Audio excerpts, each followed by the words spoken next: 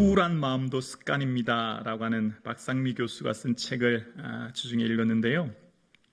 이 책에 보면 참 재밌는 내용이 있어요. 우리의 마음은 습관이래요. 습관을 바꾸면 우울한 마음도 사라진대요. 감정은 선택이래요. 내가 어떤 감정을 선택하느냐가 내 삶을 지배한대요. 우리의 뇌는 내게 이득이 되는 쪽으로 명령을 내리는 게 아니라 익숙한 쪽으로 늘 유지하려고 한대요. 그래서 지금 내가 느끼는 감정, 선택이 어렸을 때부터 자랐던 그 가족의 문화가 굉장히 큰 영향을 미친대요. 그래서 어렸을 때 부모님으로부터 사랑을 듬뿍 받고 지지를 받아서 자란 사람과 달리 그렇지 못한 사람은 늘 마음에 불안, 두려움, 분노, 공포가 있어서 그것이 성인이 되었을 때 민감한 시기에 드러난대요. 어렸을 때 야, 너 잘하는 게 뭐가 있냐? 너 그럴 줄 알았다. 이런 말을 들으면서 자란 아이는 이 자존감이 낮아지고 그래서 이 부정적인 성향으로 성격이 기운대요. 그래서 이런 성격을 이제 이 우울한 마음도 습관입니다라는 책을 보면 훈련을 통해서 바꿔가야 된다는 겁니다. 그래서 감정은 선택이래요. 내가 어떤 감정을 선택하느냐가 그 마음을 지배하고 하루를 지배한대요. 예를 들면 오늘 이제 여행을 가기로 했는데 트렁크에 멋지게 짐을 싸서 문을 탁 나서려고 하는데 비가 막 오기 시작해요. 어떤 생각이 들어요? 하필 이때 비가 오냐? 짜증나! 이런 말과 생각을 하지 않습니까? 그런데 그때 이야, 여행 가려고 하니까 비가 오니까 더 운치 있네, 더 좋은데 이렇게 말을 하면서 선택을 하는 순간 마음이 그쪽으로 바뀌면서 기운다는 거예요. 그러니까 하루의 삶의 그 감정은 내가 선택하는 거에 따라 바뀌어진다라고 이야기해요. 그래서 그 우울한 감정을 벗어나는 첫 걸음이 바로 내가 생각을 어떻게 선택하느냐가 무척 중요하다는 거죠. 오늘 함께 예배드리시는 사랑하는 성도님, 우리의 모든 선택이 주님 은혜 안에 주를 의지하여 주님 주시는 그 평안 안에 거하는 선택이 매 순간 되어지기를 주님의 이름으로 축복합니다. 사람들, 그 심리학자가 말하는 이 우울한 습관은 선택이고 습관을 통해 바꿀 수 있다라고 얘기하는데, 그러면 우리 인생은 어떻게 변화될 수 있냐를 오늘 말씀을 통해서 한번 살펴보려고 해요. 오늘 본문의 말씀은 이제 바울이 에베소에 도착했거든요. 근데 에베소에 도착해 보니까 사람들이 성령에 대해서 알지 못하는 거예요. 그래서 바울이 그들에게 안수했고 그래서 그들에게 은사가 나타나고 그 이후에 두란노라는 곳에서 함께 모여서 말씀을 연구함으로부터 삶이 변화되었던 내용이 기록되어 있습니다. 먼저 결과적으로 그들이 어떻게 삶을 변화되었는지를 말씀을 통해 잠깐 보면 17절에서 19절까지 이렇게 기록되어 있어요. 에베소에 사는 유대인과 헬라인들이 다 이 일을 알고 두려워하며 주 예수의 이름을 높이고 믿는 사람들이 많이 와서 자복하여 행한 일을 알리며, 우리 19절 함께 봉독하실까요? 함께요. 또 마술을 행하던 많은 사람이 그 책을 모아 가지고 와서 모든 사람 앞에서 불사르니 그 책값을 계산한 즉 은 5만이나 되더라. 아멘. 결과적인 거예요. 결과적으로 에베소에 어떤 일이 일어났냐면 유대인뿐만 아니라 이방인이라고 할 수 있는 헬라인까지 모든 사람들이 하나님을 경외합니다. 두려워합니다. 그리고 주의 이름을 높입니다. 찬송합니다. 그리고 자신들이 죄를 자복하고 회개하여 돌아오고, 뿐만 아니라 마술을 행하던 사람이라고 하는데 원어는 마법사, 점쟁이 이런 뜻인데요. 그러니까 점성술사인 거예요. 별을 보고 점을 치는 사람들. 이 사람들이 참 특이한 것은 그들이 가지고 있는 이 마술하는 책을 가지고 다 불태웠다는 거예요. 이 사람들의 돈벌이의 원천이 마술하는 책이거든요. 삶의 가장 중요한, 어쩌면 그들의 삶의 근간이라고 할 수 있는 이 책을 태웠다는 거예요. 그래서 그 태운 책이 얼마나 많았냐니까 은 5만이나 되었대요. 주석을 보니까 당시 노동자의 하루 품삯이 은 1개였대요. 은 1개. 그러니까 그것을 오늘날로 치면 하루 품삯을 10만 원으로 진다면 이때 당시 태워진 책값이 대략 한 50억쯤 되었다, 이렇게 추산할 수 있는 거죠. 그러니까 산무더기처럼 엄청난 책들이 태워졌다는 것은 마술을 행하던 사람뿐만 아니라 평소 개인적으로 가지고 있던 이런 책들을 다 버렸다는 겁니다. 무슨 말을 하는 거죠? 인생이 가치관이 바뀌었다는 거죠. 삶의 전환이 이루어졌다는 거죠. 새로운 지평이 열렸다는 거죠. 그러니까 그 사람들이 가장 중요하다고 생각하는 돈벌이의 원천인 마술을 하는 책을 버렸고, 어쩌면 인생의 집착의 상징이라고 할 수 있는 그것을 버림으로 삶이 새로워진 거예요. 성령의 충만하심과 두란노에서 말씀을 통해 그들의 인생이 바뀌어진 것입니다. 주의 영이 계신 곳에는 자유함이 있는 줄로 믿습니다. 그들의 인생에 얼리며 매었던, 그들의 삶을 짓눌렀던 그런 모든 사상과 철학에서 벗어나 새로운 세계관을 얻게 되어진 것입니다. 여러분, 인생의 가장 중요한 게 뭘까요? 생명 다음으로 돈 아니겠습니까? 그런데 성령의 임재함으로 그들의 삶에 그토록 중요하게 여겼던 재물에 대한 생각이 바뀌어졌다는 겁니다. 마치 사도행전 2장에 오순절날 성령의 충만함을 받고 그 사람이 각 사람의 필요를 따라 재산을 나누어 줬던 것처럼 말입니다. 삶이 어떻게 이렇게 변화되었을까요? 그것은 첫 번째로 성령의 충만함입니다. 성령의 충만한 임재가 삶을 새롭게 하는 거죠.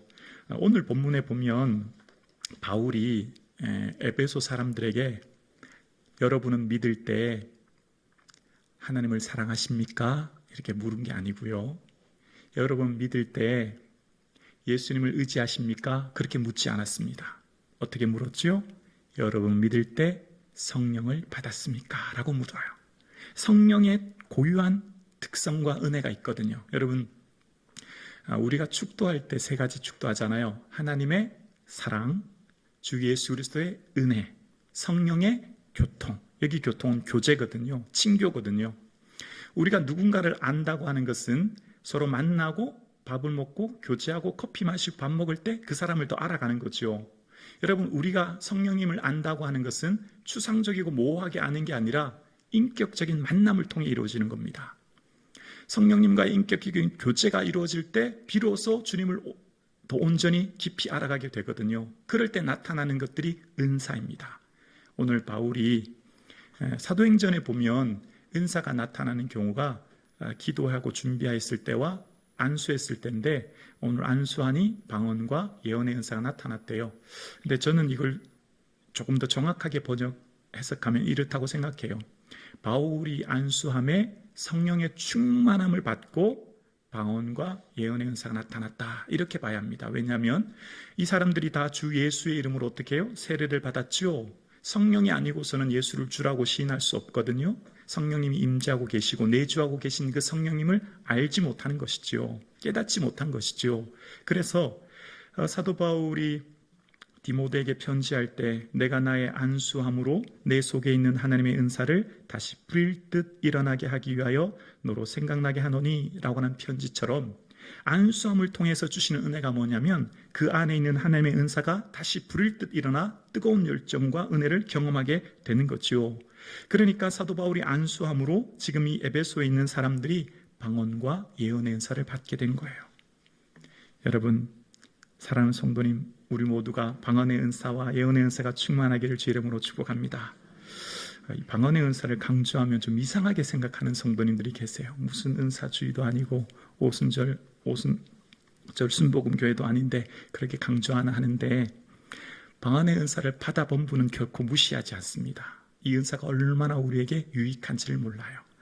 하나님이 주신 이 은사를 사도 바울은 너희가 다 방언 말하기를 원한다라고 고린도전서 14장 5절에 이야기합니다. 뿐만 아니라 바울은 모든 사람보다 방언을 더 말함으로 하나님께 감사한다라고 이야기해요. 방언은요, 사도행전에 나오는 은사 중에 방언은 유일하게 고린도전서 12장에 나오는 9가지 은사 중에 방언은 자기에게 덕을 끼치는 은사입니다. 자기에게 유익한 인사에 얼마나 귀하고 감사한 은사인지 몰라요. 그래서 방언의 은사를 저는 쉽게 이렇게 좀 비유하고 싶어요. 여러분, 배를 타고 여행을 한다고 생각해 볼까요? 노를 젓는 배요. 그러면 이제 내가 원하는 목적지까지 가려면 어떻게 해요? 열심히 노를 져야 되잖아요. 그냥 기도하는 것을 저는 노를 젓는 기도다 이렇게 그냥 쉽게 한번 표현해 볼 수 있다고 생각합니다. 여러분 그냥 기도하면 한 30분 기도하기가 얼마나 어려운지 몰라요. 시큰 기도했는데 시계 보면 5분 지났고 시큰 기도했는데 10분밖에 안 지나요. 정말 할 수 있는 친척 모든 사람 다 기도해도 1시간 넘기가 정말 어렵지요. 그러니까 그냥 기도하는 것은 마치 내가 노를 저어서 바다를 건너는 것 같이 참 힘이 들고 어려워요. 그런데 참 특이한 게 있어요. 방언의 은사를 받으면 마치 배에 돛을 펴고 항해하는 것 같아요. 노를 젓지 않고 먼 항해길을 쉽게 가는 방법이 뭐죠? 돛을 높게 펴면 돼요. 돛을 펼치면 바람이 불어서 항해를 쉽게 할 수 있죠. 방언의 은사를 받으면 기도가 쉬워져요. 아니 쉽다는 표현보다는 기도가 하고 싶어지고 기도를 더 하고 싶어지고 기도를 통하여서 두 가지 은혜를 주시는데요. 방언의 은사를 통하여 주시는 두 가지 은혜가 첫 번째는 새 힘을 주세요.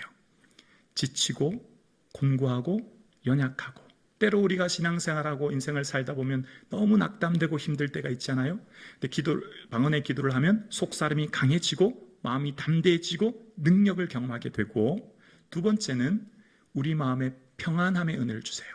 방언의 은혜를 충만히 누리고 나면 방언의 은혜 끝부분에 반드시 주님이 주시는 평안함의 은혜가 있어요.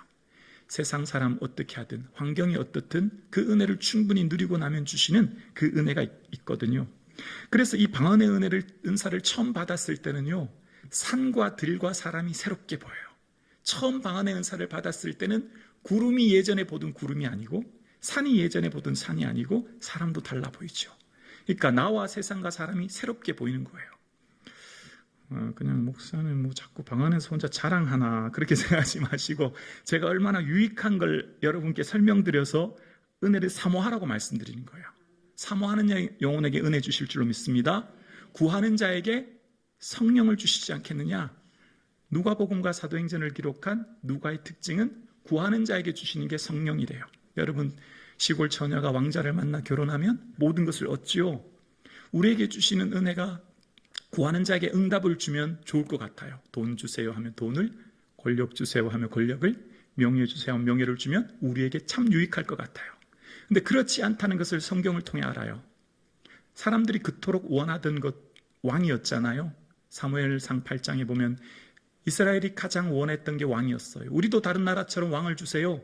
군사를 일으키고 전쟁할 수 있는 왕 주세요 했더니 그 구했던 왕 때문에 나라가 멸망했어요. 그러니까 사람들은 내가 진심으로 뭘 원하는지 구하는지 내게 유익한지를 잘 몰라요.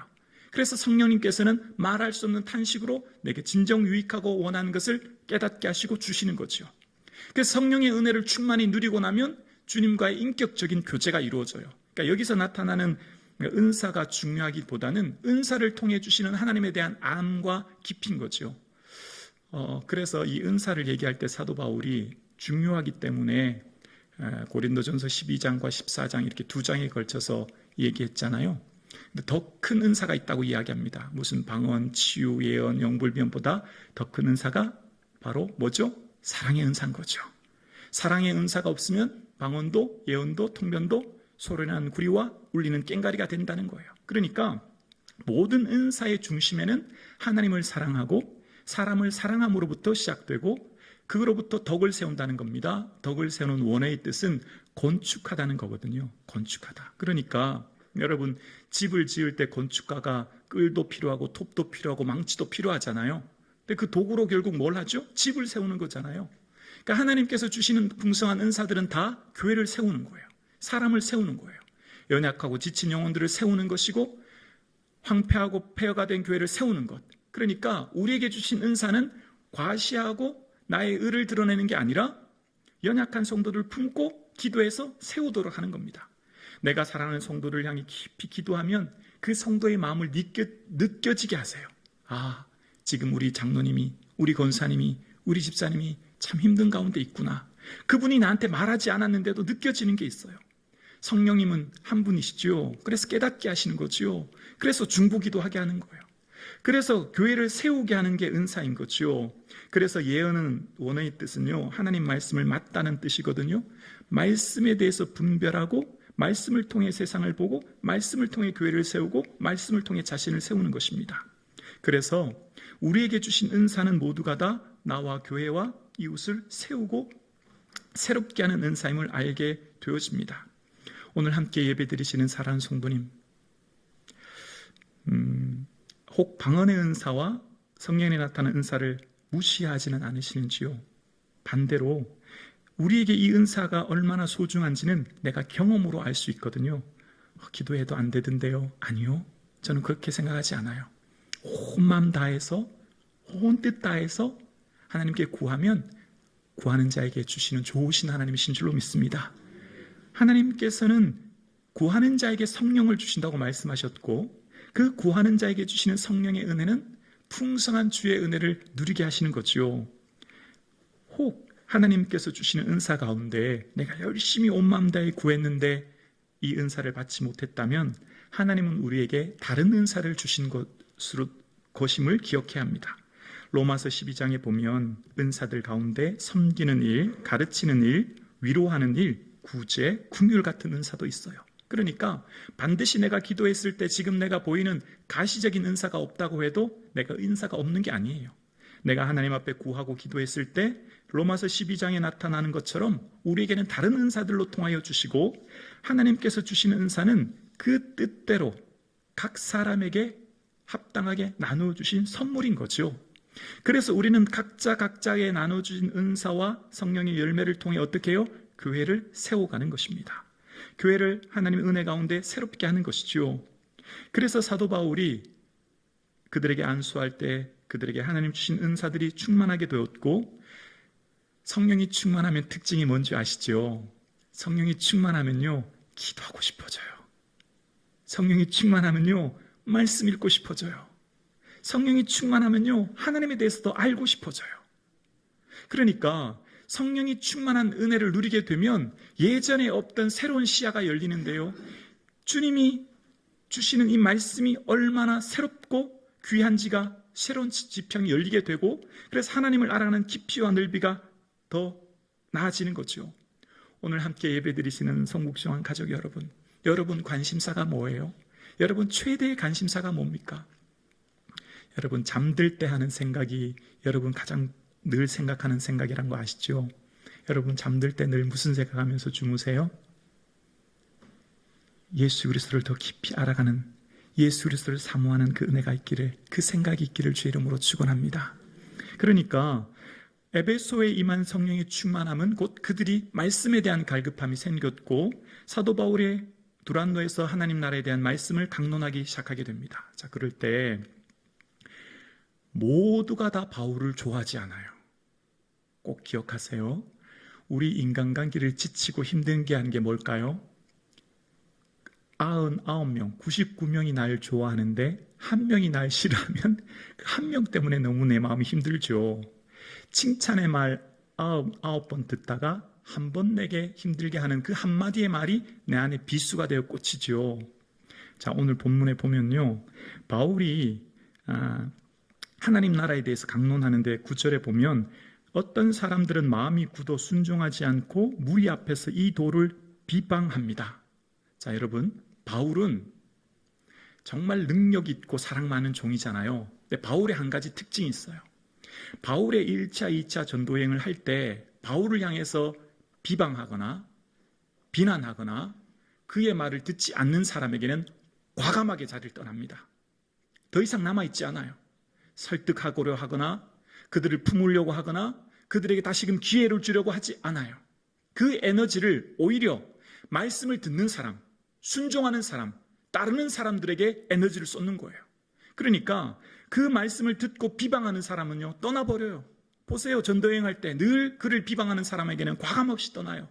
상처 주고 힘들게 하는 사람, 그 자리를 떠나는 거예요. 그리고 나를 지지하는 사람과 함께 교회를 세우는 거예요. 그곳에서 함께 하나님 나라를 일구어 가는 거예요. 성령의 충만한 은혜를 받으면 원망과 미움의 마음을 사라지고 오히려 그런 것들을 무시하게 되죠. 더 이상 그것에 의해서 내 마음이 연연해하지 않은 거예요. 우리가 왜 마음이 힘들죠? 99명 날 좋아하는데 한 명이 날 싫어해서 그 한 사람 어떻게 하나 생각하잖아요. 1000마디의 칭찬을 듣다가 한마디의 비난의 말을 들으면 그 한마디 때문에 힘들잖아요. 근데 오늘 보니까 바울은요, 비난하는 사람 그 자리를 떠나요. 자기를 힘들게 하는 사람 그 자리를 떠나요. 여러분, 비난하는 사람 관심 두지 마세요. 무시하세요. 하나님이 주신 성령의 충만한 은혜 가운데 그것을 넘어설 수 있는 은혜가 있기를 주의 이름으로 축원합니다. 성령의 충만한 은혜 가운데 이제 더 이상 그런 것들로 인하여 불필요한 에너지를 소진하지 않습니다. 자신을 따르지 않고 비난하고 무시하는 사람들과 다시 기회를 주려고 하거나 품으려고 하기보다는 오히려 그 시간을 함께 말씀을 따르고 순종하는 자들을, 그래서 오늘 본문에 보면요, 따로 세우다라고 하는데요, 이 원어의 뜻은요, 경계를 긋다라는 거예요. 경계를 긋다. 순종하고 따르는 사람, 따르지 않은 사람 경계를 구워서 구별했다는 거예요. 분명하게 구별해서 자신을 따르는 사람과 함께 하나님 나라에 대해서 강론하고 그 말씀을 통해서 교회를 세워갔다라는 거예요. 하나님께서 허락하신 은혜 가운데 주어진 시간을 최대한 효율하게, 하나님께 주어진 그 달려갈 길을 향해 달려갔던 바울의 모습을 발견하게 되어집니다.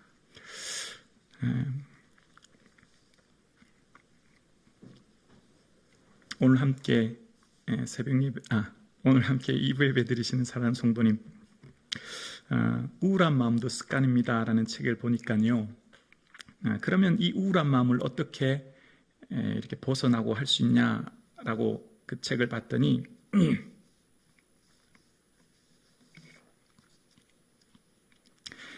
생각은 행동이 반드시 뒤따라야만 생각에서 벗어날 수 있대요. 예를 들어서 지금 내 마음이 너무 우울하잖아요. 그러면 당장 화장실에 가서 좋은 비누로 손이라도 씻으래요. 세수라도 하래요. 머리라도 감으래요. 그래서 그 행동이 그것을 통해서 뒤따라서 그 상황을 바꿔야만 생각이 바뀌어진다는 거예요.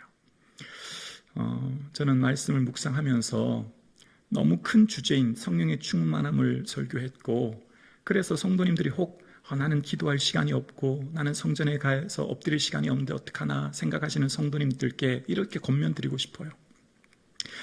작고 사소한 것으로부터 우리의 습관을 바꿔보자고요. 예를 들면 아침에 눈을 떠서 출근을 할 때 성경 전체를 읽고 분량을 읽기가 너무 힘드니까 휴대폰에 성경 앱 있잖아요. 한 장 읽기가 힘들면 한 구절이라고 읽자고요. 한 구절이라도, 아니면 두 구절이라도. 아침하며 출근하면서 가방 들고 나갈 때 성경의 앱을 펴자고요. 그리고 한 구절이라고 읽어보자고요. 그리고 지하철을 타고 갈 때, 운전하면서 갈 때 좋아하는 찬양 있잖아요. 유튜브로 들으면서 기도하자고요.